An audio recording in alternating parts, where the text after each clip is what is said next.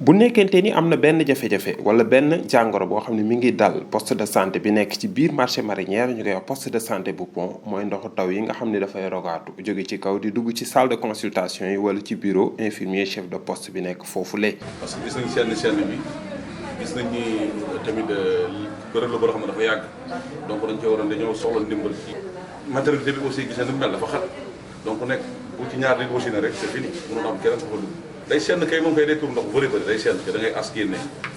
amuñu ambulance amuñu sax loo xam ne day wax déplacé kii yooyu bu ñu amee soxla ñu ko donc xam ne yooyu amuñu SEM la ñuy ab ambulance dañoo jëlal ñu yóbbu projet bu PACASEN la bi ñu war a defar fan yi incha allah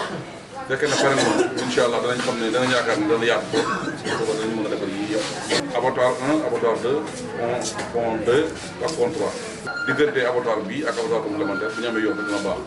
ci jamono ji nag feebar yi nga xam ne ñoo gën a fës bokk na ci jàngoroy sibiru jàngoro biir yi daw ak jàngoroy nokki ñeel tuut tànk yi ñu koy wax infection respiratoire aiguë ñi nga xam ne ñoo fare ci municipalité bu Tambacounda ak seeni partenaire digg nañ ni danañ fa tabax benn logement ñu ne logement boobu bu demee ba mat sëkk nag dina tax bu gën a mën a yaatal poste de santé bi nekk ci pont bi nga xam ne mi ngi ci biir xolu marché marinière